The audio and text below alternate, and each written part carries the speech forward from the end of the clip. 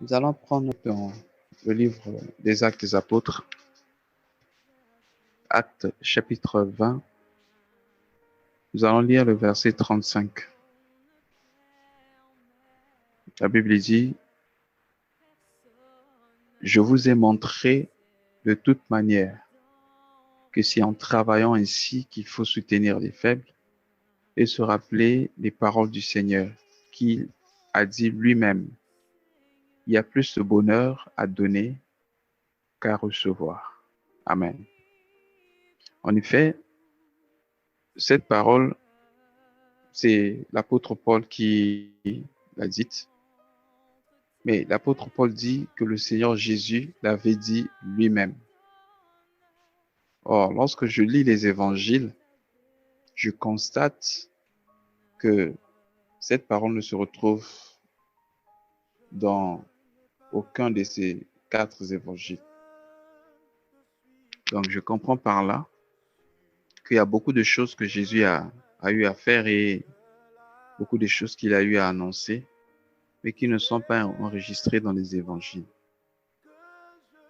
Mais je vois ici un principe de vie, un principe très important. Et c'est un principe qui nous aide en tant que chrétiens à connaître le bonheur par rapport à notre vie terrestre. En fait, c'est un principe qui peut nous aider à vivre loin des stress, loin de l'anxiété et loin de tout ce qui peut conduire à la déception. On dit le Seigneur Jésus avait dit lui-même. Ça veut dire qu'il vivait d'abord ça et il disait ça. Tout ce qu'il faisait, tout ce qu'il était, c'était de faire le bien aux autres. Et pour lui, donner, c'était un bonheur que de recevoir. L'homme naturel aime recevoir. Mais le Seigneur Jésus dit, il y a plus de bonheur de donner que de recevoir. Or, il est écrit dans 1 Jean chapitre 4, verset 17, « Tel il est, tel nous sommes aussi dans le monde. » C'est-à-dire, tel que Jésus a marché, excuse-moi, tel que le Seigneur a marché, c'est ainsi que nous devons aussi marcher dans le monde ou sur la terre. Le Seigneur Jésus-Christ, c'est un modèle. Et si nous voulons plaire à Dieu, nous devons le regarder lui comme modèle et faire ce que lui, il attend de nous. Et de la façon de vivre, de sa façon de vivre, nous voyons ici un principe très important. Il a dit, il y a plus de bonheur de donner que de recevoir. En effet, l'homme naturel, comme je disais, aime toujours recevoir. Et naturellement, lorsqu'on reçoit quelque chose, on est dans la joie. Et lorsque nous donnons quelque chose, cela représente comme un sacrifice. Généralement, le sacrifice est douloureux. Lorsqu'on donne, on sent que quelque chose se détache de nous. On sent comme si on perdait quelque chose.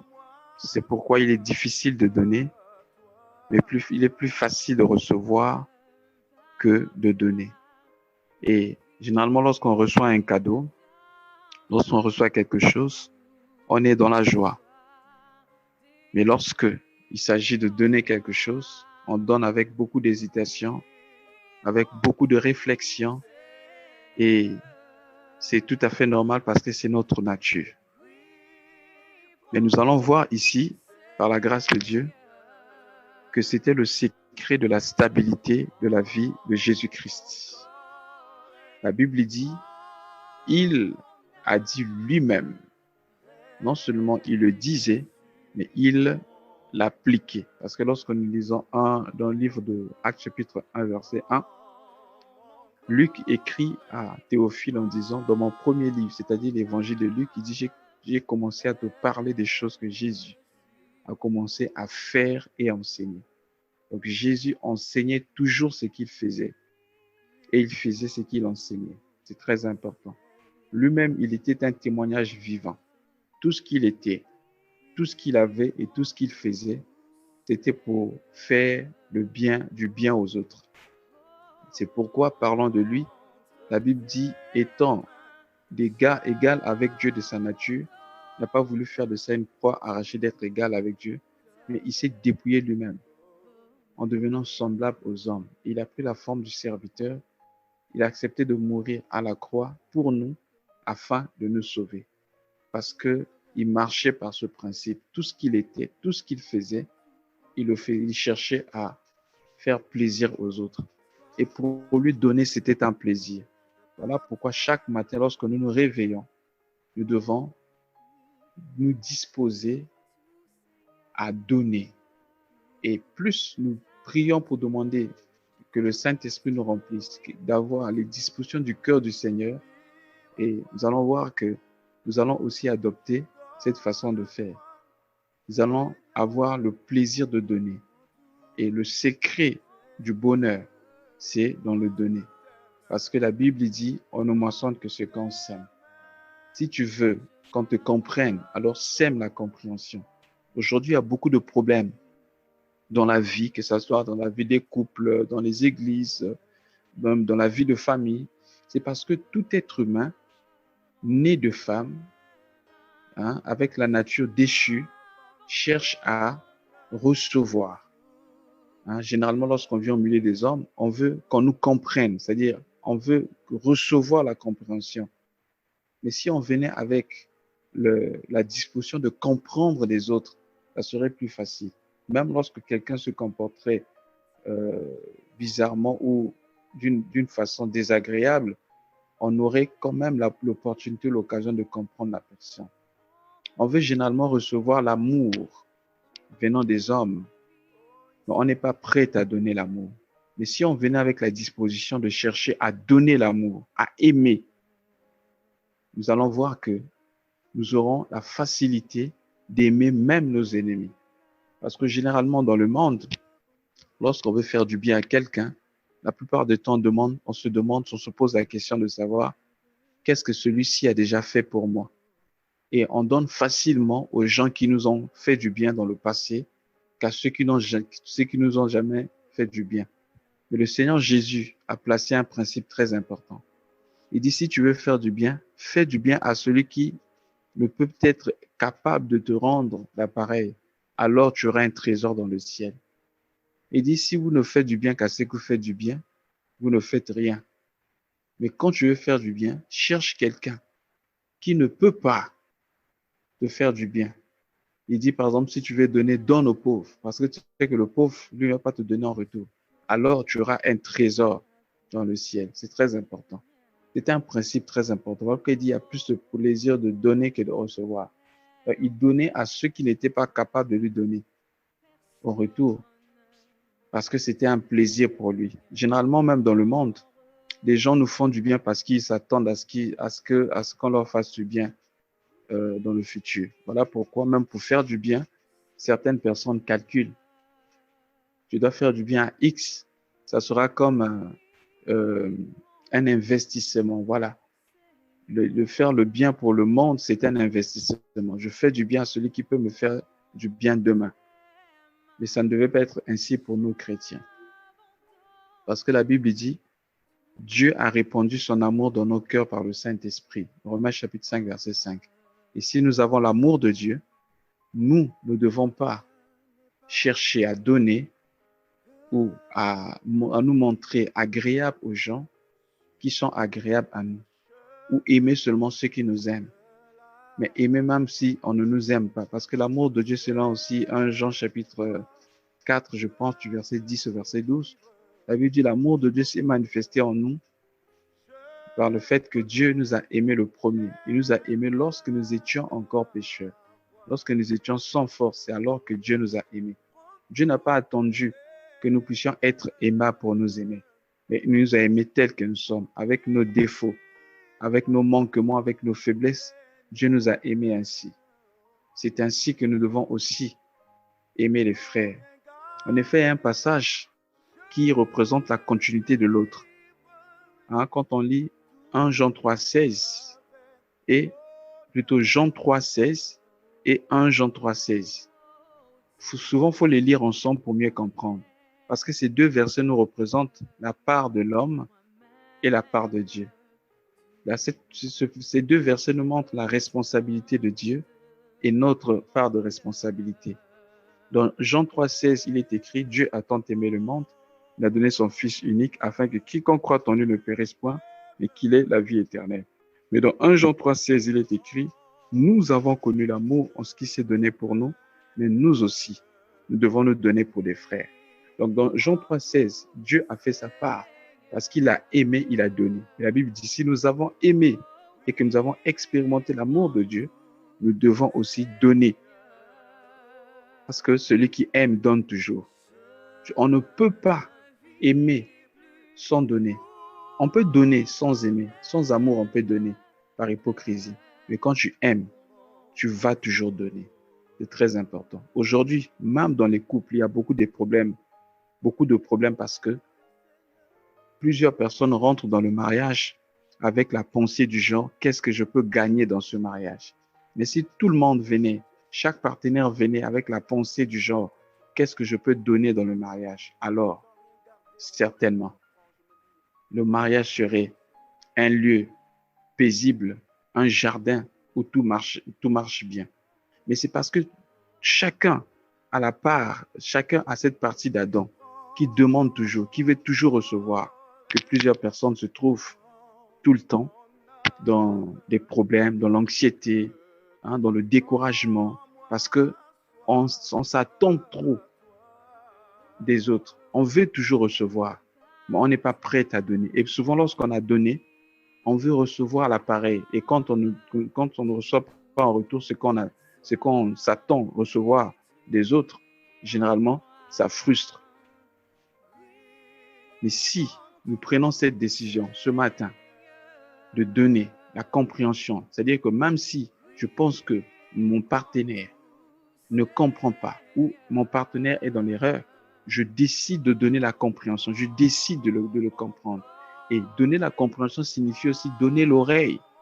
Très souvent, on n'apprend pas beaucoup de choses aussi parce que, ou dans beaucoup de couples, il y a souvent des problèmes, par exemple, de dialogue parce qu'on ne prend pas le temps d'écouter. Plusieurs aiment qu'on les comprenne. Ils aiment être compris, mais jamais ils ne comprennent les autres parce qu'on ne prend pas le temps d'écouter. Pendant que l'autre te parle, toi, tu prépares déjà comment répliquer. Et ça, c'est pas bon. Mais si tu donnes ton oreille, c'est-à-dire il y a plus de plaisir de donner. Tu donnes ton attention à ton partenaire. Tu donnes ton temps à ton partenaire. Tu verras que les choses seraient autrement. Nous vivons dans un monde où tout le monde veut toujours recevoir de l'attention. Mon partenaire ne fait pas attention à moi. Mon partenaire ne s'occupe pas de ce que moi je fais. Non, bien-aimé, ne cherche pas à avoir l'attention, mais toi plutôt donne ton attention. Parce que ce que tu sèmes, c'est ce que tu vas moissonner. Sème ton attention et tu verras que tu vas récolter aussi l'attention de ton partenaire. Sème l'amour, tu récolteras l'amour. Sème le pardon, tu récolteras le pardon. Sème la fidélité, tu récolteras la fidélité. Ne t'attends pas à être acclamé. Ne t'attends pas aussi à la reconnaissance. Voilà ce qui nous arrive aussi, nous les hommes. On veut toujours être reconnu. C'est vrai que c'est bien d'être reconnaissant, mais nous ne devons pas nous attendre. Nous ne devons pas l'attendre des hommes. C'est très important. Je vais vous donner un témoignage. Alors que je me trouvais à l'extérieur du pays, dans un pays étranger, on était avec ma femme une fois, en passant par les gens de ma nation, disons de mon pays, on va croiser deux jeunes qui venaient d'arriver et ces jeunes qui avaient été mal orientés par ceux qui les avaient délivré les visas et tout, ils étaient venus pour des études. Alors, là où ils étaient arrivés, on leur demanda d'autres papiers. Et étant donné que ces gens n'avaient pas la possibilité d'avoir ces papiers-là, au niveau de l'école où ils avaient pris les inscriptions et tout, finalement, n'ayant pas les papiers de résidence, on avait mis ces jeunes dehors. Et nous, en passant par là, on a croisé trois, ils étaient au nombre de trois, deux filles et un garçon. Le garçon était parti avec un des Congolais qui les connaissait. Et nous, on venait de les voir, on ne les connaissait pas. On dit, mais c'est quand même nos sœurs. Et elles vont dire, bon, d'accord, on va le temps de chercher la maison aujourd'hui. Les deux cherchaient juste un endroit où passer la nuit. Elles ont passé la nuit. On a accepté, on leur a donné notre chambre. Ma femme et moi, on dormait au salon.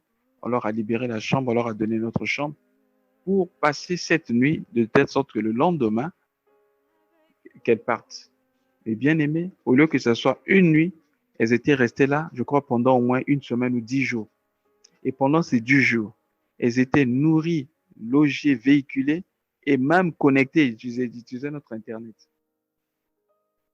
En tout cas, c'était de bon cœur qu'on avait donné toutes ces choses jusqu'à ce que les deux partent. Mais qu'est-ce qu'on a constaté? Quand elles sont parties, il y a une d'elles qui est restée très reconnaissante, qui nous appelait. En tout cas, on partait, elle nous a dit, elle nous a remercié. Mais il y a l'autre fille n'était pas reconnaissante depuis qu'elle est partie. Elle n'avait jamais appelé. Et une fois, on était assis comme ça, en pensant à cela avec ma femme, on dit, ah, mais un tel n'est pas reconnaissante.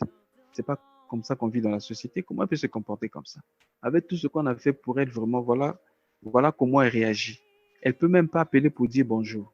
Et là, l'Esprit nous a réprimandé. Et qu'est-ce que Dieu nous a dit? Si vous l'avez fait si vous l'avez fait, si le bien que vous l'avez fait pour Dieu, alors vous devez vous attendre la reconnaissance venant de Dieu. Si c'est à l'homme que vous l'avez fait, vous devez l'attendre de l'homme. Et bien aimé, c'est un enseignement pour nous. Très souvent, lorsque nous faisons du bien, si nous le faisons pour Dieu, bien aimé, on ne doit pas attendre que les hommes nous disent merci. Parce que certaines personnes arrêtent de faire le bien simplement parce qu'ils n'ont pas reçu les remerciements en retour. Et ils disent que les gens sont ingrats. Non, bien aimés dans le Seigneur. La Bible dit, seul Dieu est digne de recevoir l'honneur et la gloire. J'ajoute, Dieu est le seul qui est digne de recevoir aussi la reconnaissance ou les actions de grâce.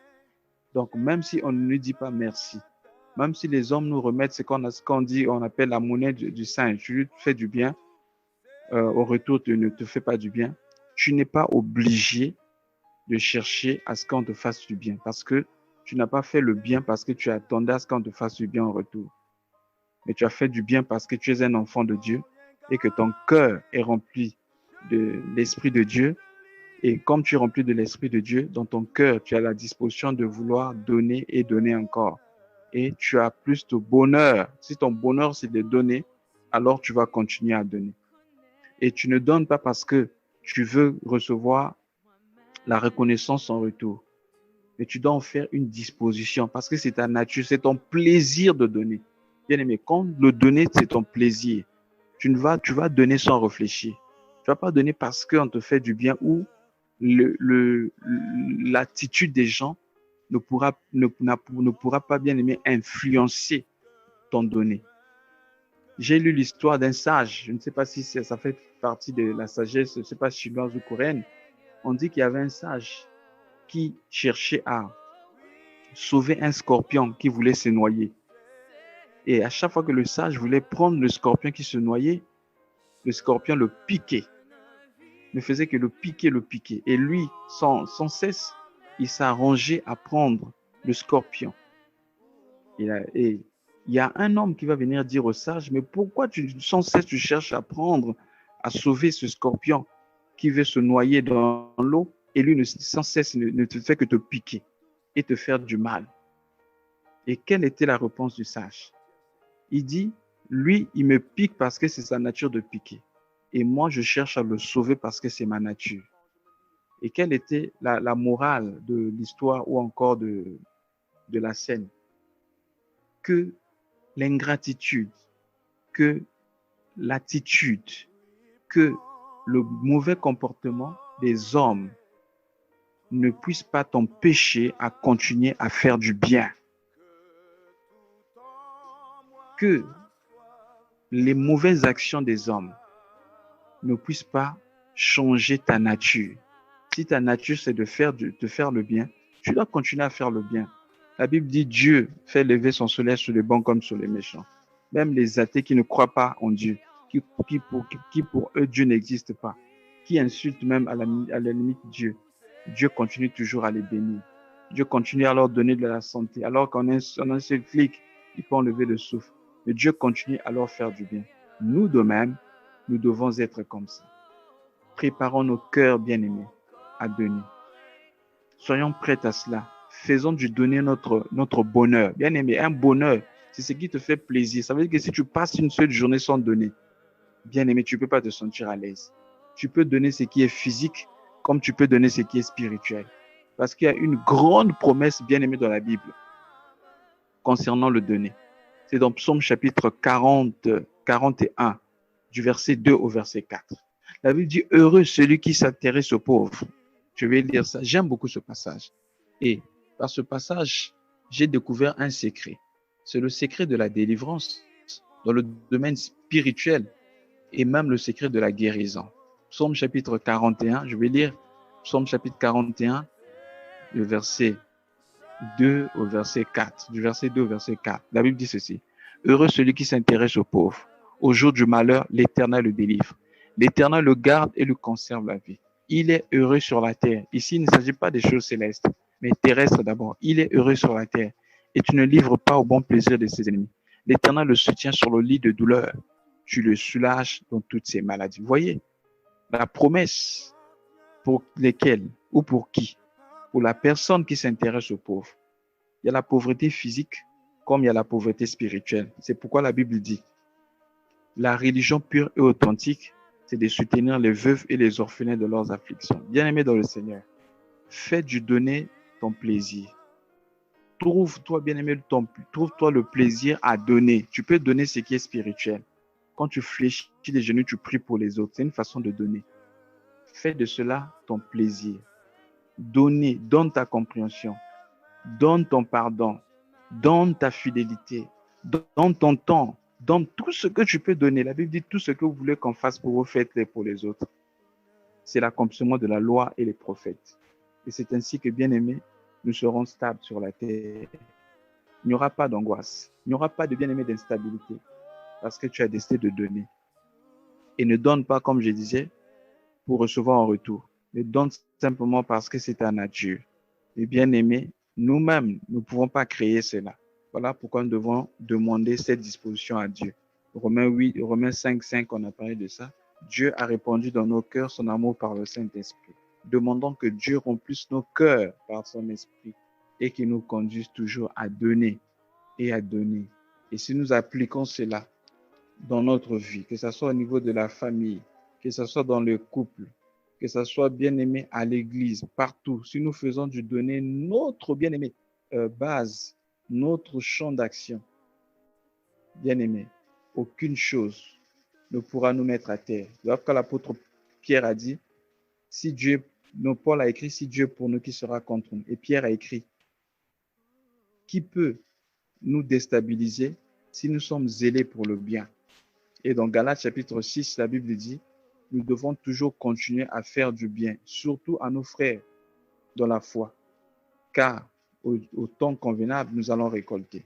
N'oublions jamais, c'est ce que tu sèmes que tu vas récolter. Alors, décide de s'aimer ce qui est bien. Sème la compréhension, sème ton temps, sème la prière, sème l'amour, sème la fidélité, sème tout ce qui est bien. C'est-à-dire, donne tout ce qui est bien. C'est ce que tu donnes que tu vas recevoir. Il y a un passage dans Proverbe 11, je pense, ou Ecclésiaste, où la Bible dit, jette ton pain sur la surface des eaux. Et quelque temps après, tu le récupéreras. La surface des eaux, en effet, quand tu jettes, normalement, quand tu jettes quelque chose sur l'eau, sur la surface de l'eau, c'est pour la perdre. Mais en réalité, c'est ce que tu jettes que tu vas récolter. Que Dieu nous bénisse. On va s'arrêter là aujourd'hui. Que Dieu nous bénisse et qu'il nous donne des dispositions, des bonnes dispositions de cœur pour donner. Et c'est ainsi que, bien aimé, nous allons mieux représenter Christ sur terre. Parce que Christ a dit lui-même qu'il y a plus de plaisir de donner que de recevoir. Amen.